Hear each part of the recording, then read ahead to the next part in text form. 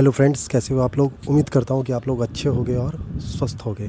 Friends, आप सभी लोगों को पता है कि आयोग के पास जो है सुपर टेट का अधियाचन आ चुका है 10,000 समथिंग पद के लिए। ठीक है, तो आप सभी लोग सोच रहे होंगे कि हम लोग अब सुपर टेट की तैयारी कैसे करें। हम लोग सुपर टेट की तैयारी बैच से लेकर करें या फ्री में करें या सेल्फ स्टडी करें। आपके मन में ये द्वंद्व चल रहा होगा सभी बच्चों के अंदर, जितने भी बच्चे सुपर टेट की तैयारी कर रहे होंगे। सही कहा ना मैंने। तो अगर आप लोगों के अंदर ये द्वंद्व चल रहा है कि आप लोग क्या करें, तो मैं आपको बताता हूँ, इस वीडियो में आपको बताऊँगा कि आपको क्या करना है। ठीक है, तो फ्रेंड्स, आप लोगों को ना बैच पर निर्भर नहीं होना है। आप लोगों को सेल्फ स्टडी पर पूरा फोकस करना है, क्योंकि सेल्फ स्टडी ही एक ऐसा माध्यम है जिसके थ्रू आप सिलेक्शन लेंगे सुपर टेट में। ठीक है, आप लोग बिल्कुल भी ये नहीं करेंगे कि आप लोग बैच के पीछे भागेंगे। आप लोग सेल्फ स्टडी करेंगे, क्योंकि आयोग ने आपको एक ट्रेलर दे दिया है, यूपी टेट में देख लिया है, कुछ भी नहीं आया है कोचिंग वालों के बैच से। तो आप लोगों को बैच के पीछे ज़्यादा नहीं भागना है। ठीक है, लेकिन तब भी बहुत लोग होंगे जो ये कह रहे होंगे कि नहीं, हमें तो बैच से ही पढ़ना है, हम सेल्फ स्टडी नहीं करेंगे।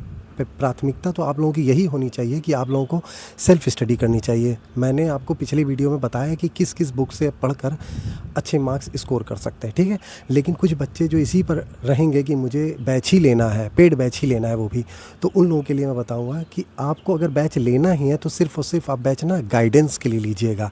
आप उस पर बिल्कुल भी टोटली डिपेंडेंट मत होना, क्योंकि अगर आप बैच पर डिपेंडेंट हो जाएंगे ना तो आपका सिलेक्शन होना मुश्किल हो जाएगा। क्योंकि जान लीजिए, जब हम लोग बैच लेते हैं और डिपेंड हो जाते हैं ना, तो हम लोग में जो पोटेंशियल होता है ना, हम उस पोटेंशियल को पूरा यूटिलाइज़ नहीं कर पाते हैं।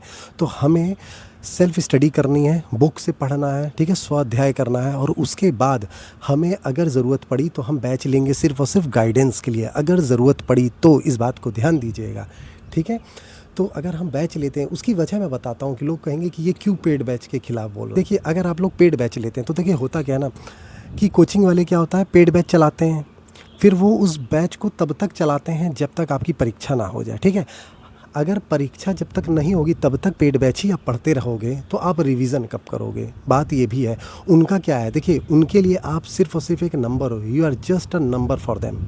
ठीक है, और हम जानते हैं हम क्या है, हमारे लिए सरकारी नौकरी कितनी महत्वपूर्ण है, ये हम लोगों को पता है। इसीलिए हम लोगों को सेल्फ स्टडी पर फोकस करना है। ठीक है, और अगर बैच ले भी लेते हैं ना, तो हम लोग कोशिश करेंगे कि बैच से सिर्फ गाइडेंस ली जाए। ठीक है, उन्होंने बैच चलाया, अब पेपर से कुछ दिन पहले, मान लीजिए 15-20 दिन पहले उनका बैच ख़त्म होता है। अब ये बताइए आप लोग कब रिवीजन करेंगे, बताइए।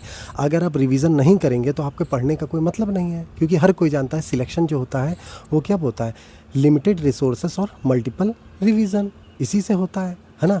तो हमें सिर्फ और सिर्फ हमें अच्छा बैच नहीं चाहिए, हमें सिर्फ कंटेंट नहीं चाहिए, हमें प्रैक्टिस भी चाहिए जो हमें सिलेक्शन के करीब पहुंचाएगा। ठीक है, तो इस बात को आप ध्यान रखिएगा, और आप लोग कोचिंग पेड बैच के उसमें ज़्यादा मायाजाल में मत फंस जाइएगा। अभी बहुत हर कोई यही बना रहा है कि कहाँ से कौन सी कोचिंग अच्छी है, कौन सी बेकार कोचिंग। अभी उन लोगों से पूछ लिया जाए ना, जितने भी छात्र नेता या फिर जितने भी यूट्यूबर ये बना रहे हैं कि कोचिंग ये अच्छी है वो अच्छी है, उनसे पूछ लिया जाए कि भाई आपने कोचिंग से पढ़कर आपने क्या कर लिया, आपने क्या उखाड़ लिया, क्या आपका सिलेक्शन हुआ, तो पता चलेगा नहीं।